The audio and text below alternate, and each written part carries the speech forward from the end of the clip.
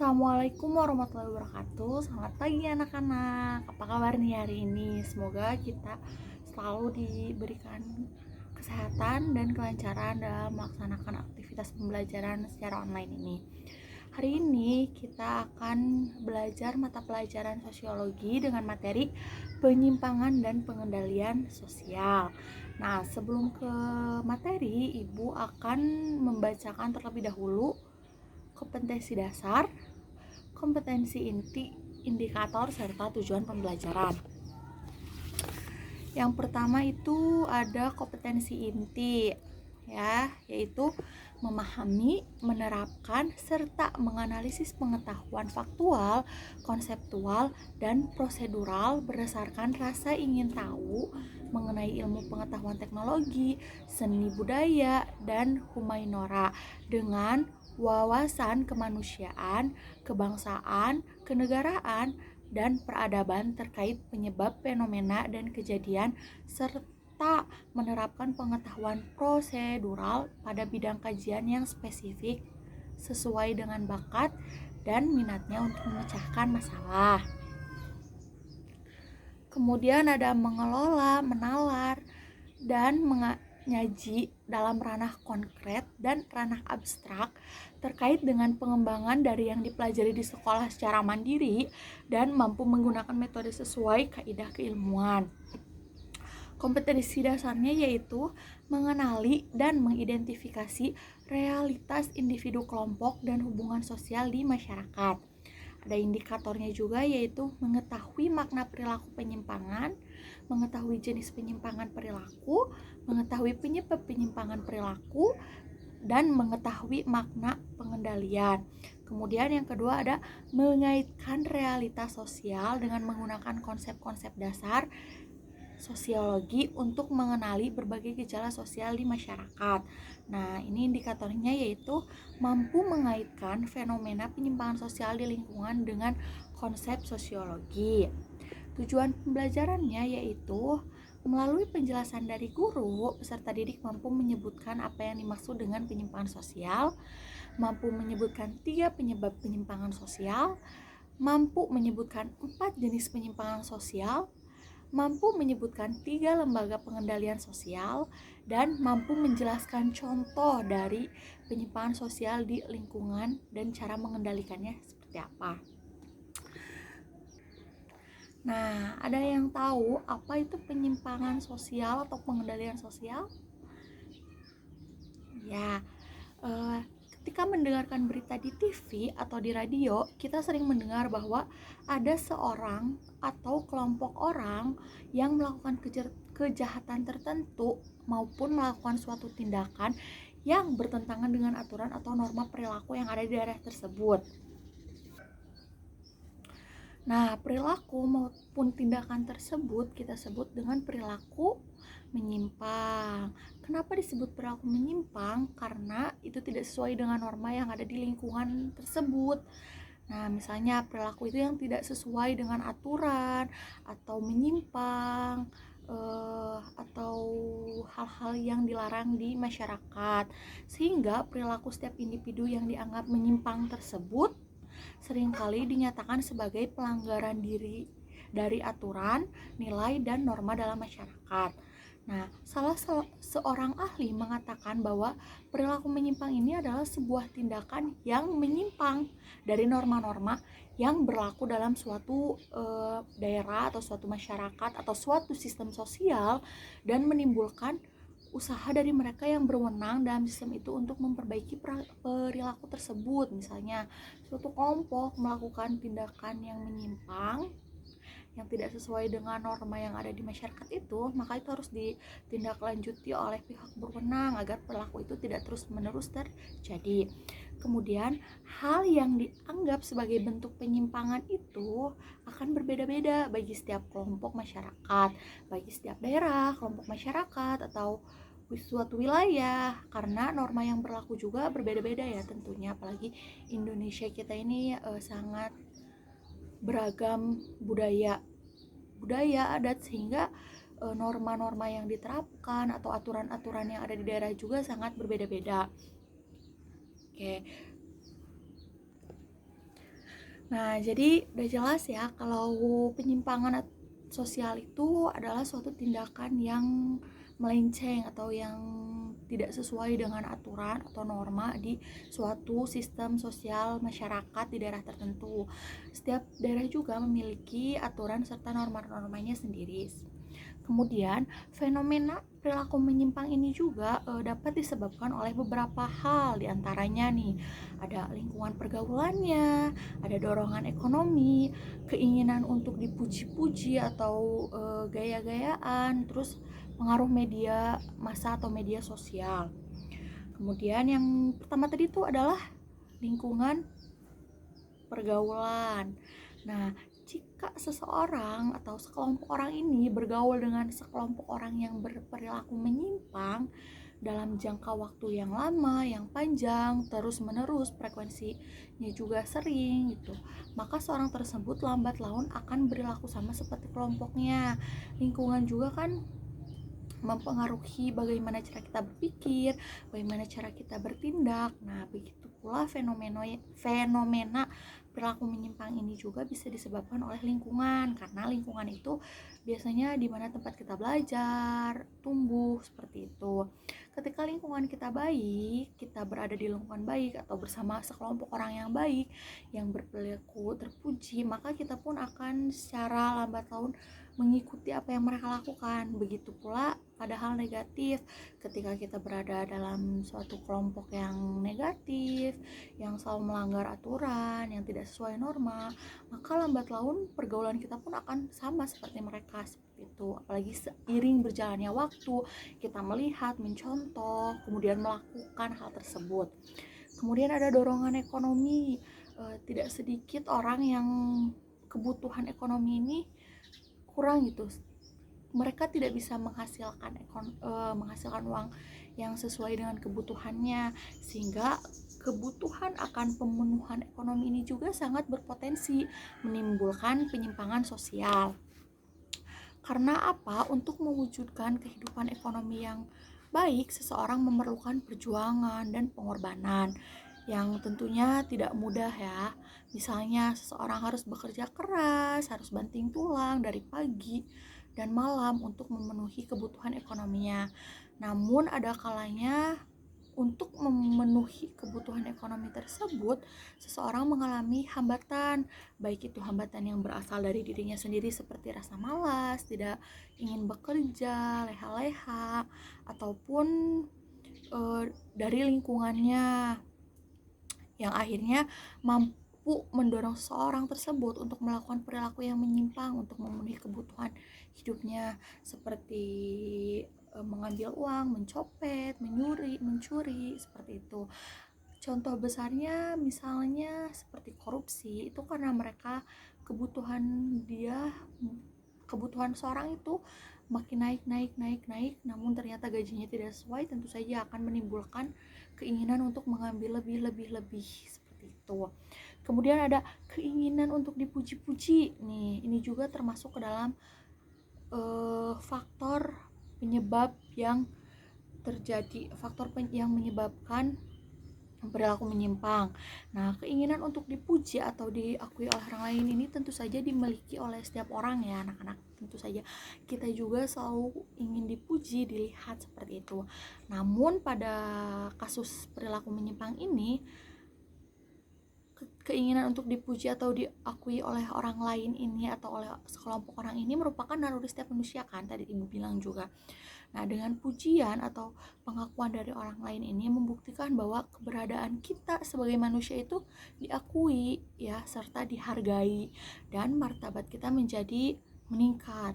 Perasaan inilah yang mampu mendorong seseorang untuk melakukan penyimpangan sosial atau perilaku menyimpang. Bahkan ada orang yang merasa bangga ketika melakukan sesuatu yang tidak baik gitu.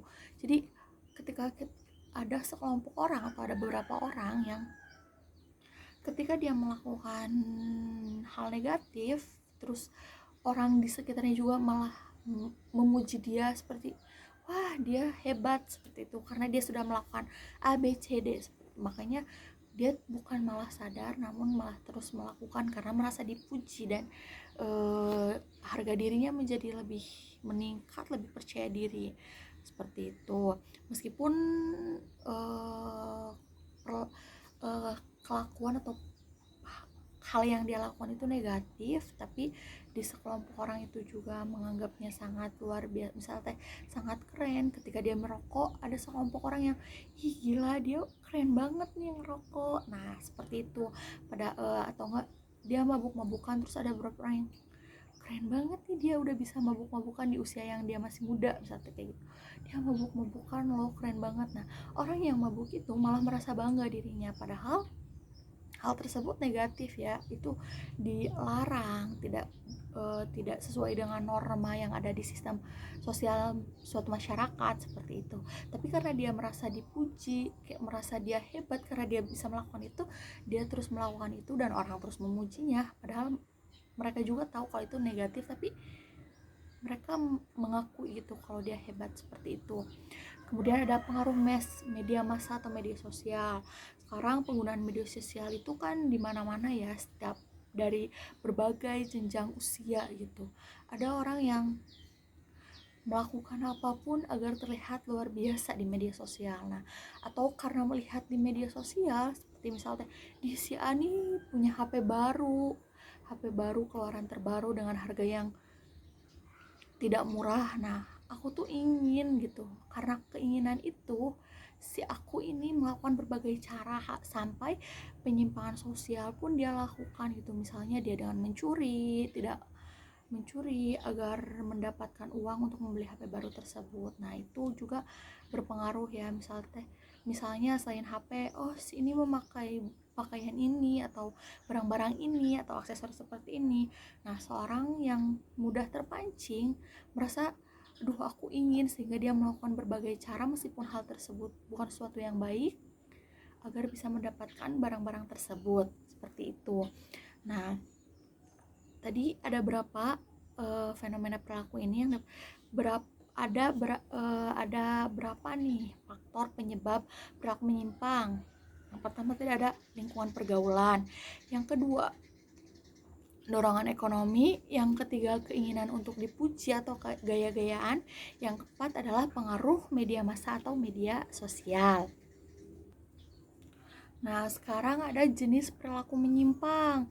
Jenis perilaku menyimpang ini ada 6, yaitu penyimpangan primer, penyimpangan sekunder, penyimpangan individu, penyimpangan kelompok, penyimpangan positif, dan penyimpangan negatif. Nah, penyimpangan primer itu apa sih, Bu? Nah, penyimpangan primer ini sifatnya sementara. Jadi, orang yang melakukan penyimpangan primer itu tetap dapat diterima oleh kelompok sosialnya atau oleh masyarakatnya, dapat diterima kembali karena tidak terus-menerus melanggar norma. Artinya ketika dia melakukan norma dan ketika dia mendapat teguran atau mendapat suatu tindakan dari pihak yang berwenang di daerah itu, dia mengakui dan dia tidak melakukannya lagi. Jadi tidak melakukan secara terus-menerus melanggar norma tersebut, sehingga diterimalah oleh masyarakat itu.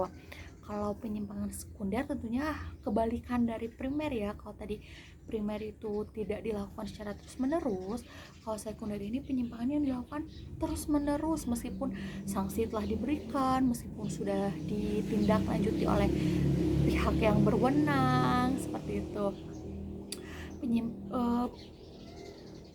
Sanksi telah diberikan, ditindaklanjuti oleh pihak berwenang pun, para perilaku penyimpangan sekunder ini secara umum dikenal sebagai orang yang berperilaku menyimpang. Emang contohnya pemabuk ya, kayak meskipun sudah disanksi, sudah ditegur, tetap saja terus dilakukan seperti itu. Kemudian ada penyimpangan individu. Penyimpangan individu ini dilakukan secara tanpa sadar, ada campur tangan orang lain. Kemudian ada penyimpangan kelompok, yaitu terjadi jika perilaku penyimpangan dilakukan bersama-sama dalam suatu kelompok tertentu. Misalnya teroris atau geng motor, kan mereka melakukan tindakan penyimpangannya itu, perilaku menyimpang itu secara bersama-sama ya. Nah, penyimpangan kelompok ini kasusnya agak rumit karena kelompok-kelompok ini memiliki nilai, norma, sikap dan tradisinya sendiri seperti itu. Kemudian ada penyimpangan positif. Apakah penyimpangan positif itu ada? Ada tentunya, yaitu pelanggaran terhadap nilai dan norma yang dilakukan oleh seseorang, oleh individu atau kelompok masyarakat, tetapi memberikan dampak yang baik bagi masyarakat. Selama penyimpangan itu sejalan dengan nilai sosial yang diidealkan masyarakat, maka hal itu disebut sebagai penyimpangan positif ya. Selanjutnya ada penyimpangan negatif. Nah, penyimpangan negatif ini pelanggaran terhadap nilai dan norma. Nilai dan norma yang mana? Yaitu nilai dan norma yang ada di masyarakat itu ya, seperti itu. Jadi ya kebalikannya, yaitu membawa keburukan kepada masyarakat itu, mencemarkan, terus membuat orang-orang di sekitarnya tidak nyaman. Nah, seperti itu penyimpangan negatif. Nah, sampai sejauh ini kita sudah membahas tentang jenis perilaku ya. Terus tadi ada faktor penyebab terjadinya fenomena penyimpangan perilaku juga. Ada yang mau ditanyakan atau kalau belum jelas boleh dicari-cari lagi secara mandiri ya. Selanjutnya ada pengendalian sosial ya. Kita akan ke materi selanjutnya, yaitu pengendalian sosial. Sebentar. Nah, pengendalian sosial ini ada untuk mengawasi individu yang tadi kita sebutkan, yaitu individu atau kelompok agar sesuai dengan nilai dan norma yang diharapkan masyarakat. Nah, beberapa ahli dalam bidang sosiologi menggunakan istilah pengendalian sosial ini untuk menggambarkan segenap cara dan proses yang ditempuh oleh kelompok orang atau masyarakat sehingga para anggotanya dapat bertindak sesuai dengan norma dan nilai atau sesuai dengan harapan kelompok atau masyarakat itu. Nah, pengendalian sosial ini juga memiliki peran penting untuk menghindari terjadinya penyimpangan dan mengarahkan anggota masyarakatnya untuk bertindak sesuai dengan norma, nilai, aturan yang ada di daerah tersebut atau aturan yang telah disepakati secara bersama ya. Nah, untuk melakukan pengendalian sosial ada beberapa lembaga yang terlibat. Nih, ada yang tahu lembaga apa aja? Lembaganya yang pertama ada sekolah. Kenapa sekolah? Karena sekolah itu kan memberikan wawasan, kemudian pengetahuan sosial bagi peserta didiknya agar peserta didik dapat bertingkah laku sesuai dengan tata nilai dan norma baik untuk di sekolah atau di masyarakatnya. Kemudian yang kedua ada polisi, tentu saja ya. Pasti kalian tahu nih polisi. Karena sebagai salah satu unsur atau aparat keamanan negara kita ini, polisi mempunyai alat untuk melaksanakan fungsi pengendalian sosial, yaitu hukuman yang bersifat tegas dan tertulis. Yang ketiga ada pengadilan. Ada yang tahu pengadilan? Ya, fungsi dari pengendalian sosial ini bagi lembaga pengadilan ini adalah untuk mengadili, menyelesaikan secara hukum dan negara, serta memberikan hukuman terhadap anggota masyarakat yang melanggar hukum, yang tidak sesuai norma, seperti itu. Kemudian ada adat. Nah, negara kita ini memiliki banyak adat istiadat ya. Tentu saja adat juga berperan dalam pengendalian sosial karena adat adalah kebiasaan yang telah dilembagakan menjadi norma sosial bagi masyarakat penganutnya. Misalnya adat di suku Jawa, di suku Kalimantan, seperti itu. Adat memiliki peranan dalam pengendalian sosial karena adat ini mengatur tentang pola tingkah laku masyarakatnya. Adat mengandung nilai, norma, dan sanksi. Walaupun biasanya hukum adat tidak tertulis, namun hukum adat ini Namun hukum adat ini tetap efektif sebagai pengendali sosial. Kemudian ada lembaga agama. Dalam pengendalian sosial, lembaga agama ini menerapkan aturan-aturan berdasarkan syariat agama tersebut, misalnya di agama Islam, di agama Kristen, dan agama-agama lain yang ada di negara kita. Nah, dalam konsep agama dikenal hukum halal dan haram. Ada juga aturan pemerintah dengan tahapan wajib, sunnah, dan makruh. Nah, itulah materi yang Ibu sampaikan hari ini, yaitu tentang pengendalian sosial atau penyimpangan sosial dan penyimpangan dan pengendalian sosial. Nah, apabila Ibu menjelaskan secara cepat, Ibu mohon maaf. Semoga apa yang Ibu berikan bisa memberikan informasi baru, pengetahuan baru kepada kalian. Dan apabila masih ada yang belum jelas, kalian bisa mencarinya secara mandiri, karena belajar itu harus terus menerus ya, jangan hanya di satu sumber saja. Terima kasih semuanya. Assalamualaikum warahmatullahi wabarakatuh.